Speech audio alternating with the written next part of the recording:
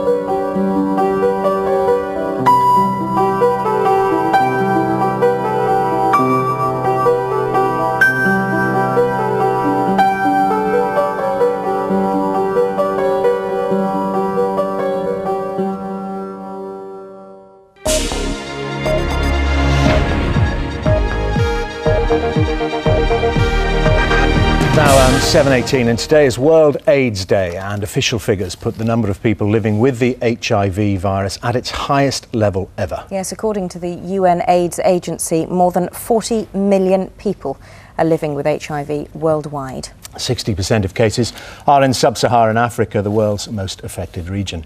Every year there are 5 million, no less, new cases of HIV worldwide. And last year alone, 3 million people died of AIDS. Half of all children with HIV or AIDS die before they reach the age of 2. Well, Dr. Tom Ellman, an HIV specialist from the charity Médecins Sans Frontières, deals with children with AIDS. And also here is Lulu, who's launching an innovative campaign to raise funds for victims of HIV and AIDS. A very good morning to you both. Hi. Just start with you, Lulu. When we read out those figures and people at home listen to the magnitude of this problem, one of the initial responses is, what on earth can we do? How can we help? You've come up with some idea. Absolute perfect thing. It's called the Big Clearout, you know, because I think donors, there's been so many tragedies, so many catastrophes in the world, people are donor fatigued. So we have what I think is a real fun way of helping. So we don't want your money, we just want you to get on eBay and we want you to sell something on eBay, something you don't want anymore, and give a percentage of it to Mildmay. It's the one hospital in Europe, and we have it here, it's in Hackney. And obviously it needs funds, you know, it needs a lot of funds. And I think everyone's on eBay today, let's face it, and it's a laugh. And there's going to be an auction every month, culminating on the 3rd month. There's going to be a big football match at West Ham, 2 celebrity teams, and then there'll be 4 people who can, from the public, be in the teams. One on the first half, one in the second half of both teams. But I think, you know, how can you find ways to help this? And it is, when you hear the figures, it's... Exactly, that is something practical. We will put all the details of all those events and activities and how to get involved in on our website. Those figures are astonishing, Dr. Ellman. I mean, every time you see them, you think, I can't possibly believe that this is still happening. Not just in the third world, in the first world as well. Yeah, absolutely. And as the thing showed, children are the silent victims of this epidemic. Over half of them die by the age of 2. Only 1 in 5 lives until they're 5. And prevention of this is simple. In the West now, less than 200 to 300 children a year become infected from their mothers, whereas in Africa, over 500,000 are infected every year. Is this because in the developed world we have, obviously, the treatments available? Well, treatment and prevention. Prevention of transmission during pregnancy, during childbirth and during breastfeeding, which is a fairly simple, cheap intervention, and yet less than 10% of women who need it in developing countries are getting it. And also treatment. And the big problem there is that because there's no profit to be made from children, no one's interested in making better drugs for them, better formulations. They have to take foul-tasting syrups, which need refrigeration, which isn't available in rural Africa. Or they need to break up adult tablets, which have to then be crushed in a spoon, and a grandmother or whoever's looking after the child has to get the child to take these every day. You can imagine the difficulties of that. So we desperately need drug companies and others to take more interest in treating children. It's interesting as well, those statistics that you were saying earlier about the situation here in this country and the situation in Africa. Is it purely because we have money to buy drugs that the number of children... the situation here is not good, though. Born with it's AIDS not good is with going young down. people. So, you know, it's not that it's better here. Yeah. It's not good here at all. Because, I mean, I think the statistics have gone way high. Yeah, there's a new report high. out this morning saying that sexually transmitted diseases are on the increase. Yeah, with teenagers in this part of the world, you know, and we seem to be advanced, but you know, because of the binge drinking and because sexually transmitted diseases, young teenagers are you know, getting HIV here. It's awareness. Well, we can join this. I mean, it is too. about education in all locations, isn't it? Absolutely. There's two sides of the epidemic in children. The majority of them become infected during childbirth from their mothers, but then at the other end you have the 13, 14, 15-year-olds who are starting to become infected through sexual activity, also through drug taking and through needles, unsafe injections in developing countries. So there's a desperate need at the same time as bringing treatment and for children and for adults, also to ratchet up the efforts around prevention, and particularly in young people. Over half of the new infections last year were in 15 to 24-year-olds, which just makes you... Okay, well, listen, a great discussion to have on World AIDS Day. Thank you very much indeed for Thank you both contributing to it. Seeing And you we'll a talk to you a little bit more bit about the Big Clearout a bit later on, Lulu. Yes, thanks. Good. Thank you very much. As Dermot was saying, all the details on the Big Clearout are on the website, so do contribute if you can.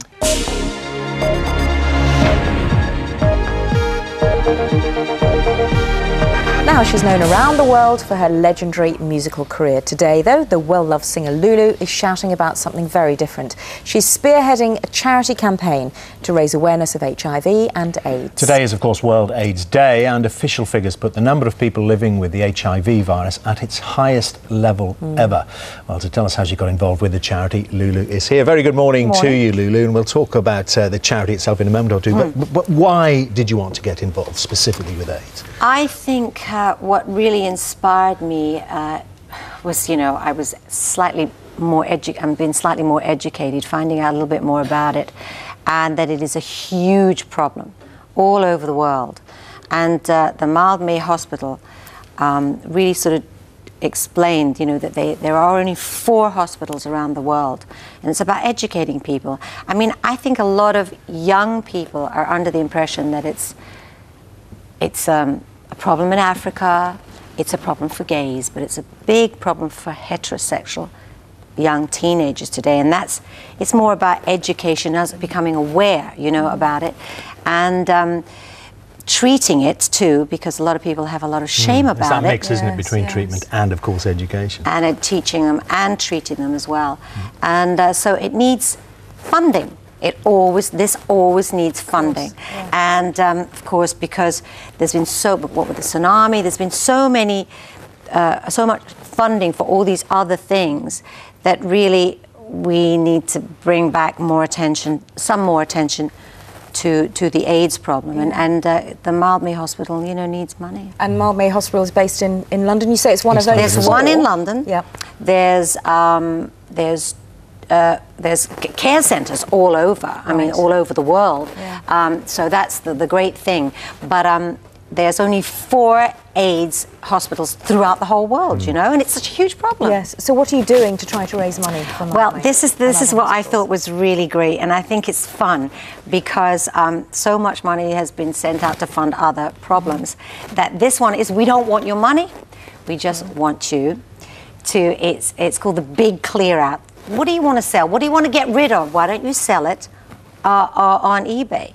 And then part of that money, a percentage of that money, can be given to fund, you know, the Mildmay Hospital. How much of the money goes to the Mildmay? What's well, the you percentage? can't. The percentage, it can be almost anything. You know, we'd like it to be 50%. Oh, so you? And we'd like it to be 50% of what you get. You can keep a bit, I suppose, but you for can yourself keep, if you yes, want. of course. Oh, okay. So that's what's and it's fun. You know, everybody's on eBay. I can't believe how many people, you know, are selling and buying. So that makes it, you know, a case of, you know, you don't have to put your hand in your pocket. Yeah. It's just if you make something, you can hand a little bit over. And I believe you've got your celebrity friends to trying to get rid of some of their clobber. Yeah, if you've got anything, I'll buy that shirt off you. You'll have this shirt and donate some if money I put to it the on, will you Mildmay. buy it? Yeah, absolutely. We're going to have also a big football match, which is going to be fun, you know, because this auction will go on every month. There'll be they'll look at the auction, and then they'll do another auction. It's like January, February, March. And then what will happen in March is there will be a big football match at West Ham. And that'll be a big celebrity football match. But there will also be 4 places in the teams. So 2 in one team, 2 in the other. One person will go in the first half, another person will go in the second half, available to those of you right there. I don't know about playing. I think I've got the legs for it, though. I think I've got the football legs for it. But I don't know about the playing. I'm going to be there. I'm waving my scarf, you know. And so it's kind of a lot of fun. So if you just, I mean, I probably don't get all the details right about what's going to happen. But if you can, there's a website. It's all on our website. Yeah. So you can find out all about it. Yeah. It's kind of fun to get. Who have you been in contact with then? Who have you had to sort of get on the phone to and say? Well, we're hoping. I mean, dare I say, well, Julian Clary's then, and I hope Jonathan Ross is going to come in, and then some of the actors from EastEnders and some from the Bill, and we'll see. Well, I've got a few people on my shoulder that I hope are going to come. I hope you're going to. This might be a spurious link, but I hope you're going to put some of your old clobber, as I delicately put it on there, because I definitely will. We got that clip lined up. This one will go on. If you want this to go on, I'll put this on. That's fine. I've already bought that from you. I've just bought it myself. Now I've got to hand it over. But look at that. We were talking about collectibles earlier. How much would that dress be worth now? Beautiful one from the 60s. You know, everybody loves all that stuff now, don't they? Did you keep any of it? I kept some of it, but not all of it. But maybe that's what I'll do. I'll pick out something from the past. Yeah, that would be great. I'm sure that would go. When was it? Can you remember when this was? Can you remember how you felt as you were doing it? Well, I was thinking that wig was a bit heavy. That was a wig. That wasn't my hair. Yeah. You know, I'm hair obsessed, so every minute I wanted to try something different. But when was that? A Love Loves to Love Love. I think that was. I don't know when that was. Do you know what? Someone will text us or email us and tell you exactly when. Date, the hour, who the cameraman was on it's top like of the pops. You were also asking me about when did I do that thing with Take That. And it was the 90s. Was it 92, 91, 93? I don't remember. Let's have a look. Again, we've got a bit of it. Relight My Fire. That was fabulous. You loved that, didn't you, Lulu? That's coming out again. Is it? Yeah. They've done a remix of that, and it comes out, I think, on the 5th of December, because the boys are going to do a tour, and they just did a documentary. Are you tempted to redo that with them? I'll have to. Now I'm thinking about. I have to get onto them and see what I can get from them. Well, they're already taking everything off. All have been left on the studio floor. They haven't got much left on. So you may go. Would you go on tour with them to do that again? I mean, would that be something if they? I'm not going to say no, because the last time I said no, I was sorry, and then they asked me a second time, which was very sweet of them, and I did go. But yeah, it would be fun. Lulu, we're talking the 60s here. Of course, George Best just passed away. It's a huge funeral expected on Saturday. Yeah, I thought it was Friday, is it Saturday? It's going to be Saturday, yeah. I mean, you must have known him quite well back in the 60s in his heyday. Yeah, I went out with George a couple of times. First of all, I worked in Manchester a lot, and we would go to the clubs together. I'd go to the football matches. Pat Crerand, you know, who is a fellow Scot, and George, my brother Billy, would hang out. I adored George. I mean, he was unbelievable. And I really want to remember him then, you know, as he was then. He was glorious. I mean, he was the most beautiful young man to look at. And he was a genius on that football pitch. It was like he danced, you know. But the one thing that I got about George, which makes me sad and which makes me think a lot about his illness, because alcoholism is an illness, is that he was actually very lonely, George. You know, it's hard to be a young boy taken away from your family like that and be thrown into stardom, you know. Hard to deal with, and, you know, I think he felt very lonely, and that's why he you know, the alcoholism took over. And that's the thing, let's remember him about the football. But just before we go, just remind us again, the Big Clearout. The Big Clearout. www.thebigclearout.org if people want to find out more about it. Thank you. And all the details are on our website All the details are on the website, so come on, what have you got you want to get rid of? Thanks very much, Lulu. Good to see you.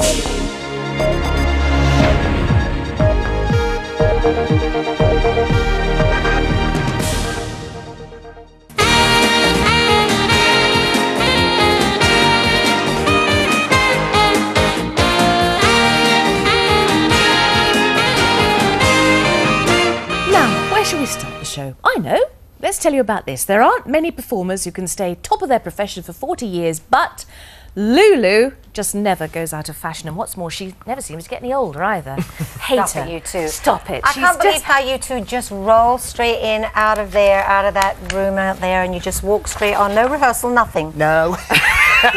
It doesn't show at all, does it? Yeah, well, you just laugh all the time. I don't know how you ever get it to professional. this go on, and then it's like, it just rolls. Oh, so just think how far we would have gone had we been professional. How was your big tour with Elton? Because you've Oh, just it done was this so much- fantastic tour. It was so much fun. Yeah, I had a great time. Yeah, 30,000 people every night, and I got to also watch him every night, which is Because it was Lucky old thing. quite. You weren't sort of friends with Elton early on in your career. I knew Elton. I mean, he and Bernie wrote a song for the Eurovision Song Contest, which didn't get through. So I met them, and I met them a couple of times. But I've really, about the past 10 to 15 years, we've really been sort of he and David are like brothers to me. We're very close. So they have helped to get you well involved in World AIDS Day. Well, that's which exactly is why we're wearing our that's exactly ribbons. what rolled it in. I've been working with them, doing little bits with them for the Elton John AIDS Foundation. But right now I'm involved in something that's very important today, and it's the Big Clearout website. You have to get a hold of them. Explain how this works, because today it's launched, the Big Clearout, and you can do it on the web, you can da-da-da-da. Tell me what Well, we have to do. really, I think we're all sort of like, so many people there've been so many fundraisers, there's a bit of fatigue in that area. So this is a real fun one that, Mildmay, the hospital, needs support for treating people, and so what they thought the best thing to do is, we don't want your money, we just want you to find things that are unwanted in your house, put them on the website, they'll go through eBay, you'll sell them, and you can give us a percentage of them. You'll make money, and you'll give us some, so everyone will make from it. So you're selling something and giving a percentage to the charity. That's exactly what it is. Well, you can give 100% if you want. You give 100%, 50%, Yeah. and there's all sorts of bonuses, like every month there'll be a draw and you could win something. After 3 months, there's going to be a big celebrity football match. Ah. Are you good at the footy? Have you seen my legs? Well, my legs too. Well, my legs actually are all right, but I don't know about playing football. Twiglets. Well, there's going to be lots of celebrities, and that's going to be at West Ham. So it's really, I think, a fun way Yes. of fundraising without having to put your hands in your pocket. And you've got giving some, out your money, fabulous things. Loads of some big stars have got involved and Yes. given you things to put on the website. Yes. As I lost well. my shirt today. Did you? I did an interview before and was asked, "Oh, will you put that on?" And I went, "All right then."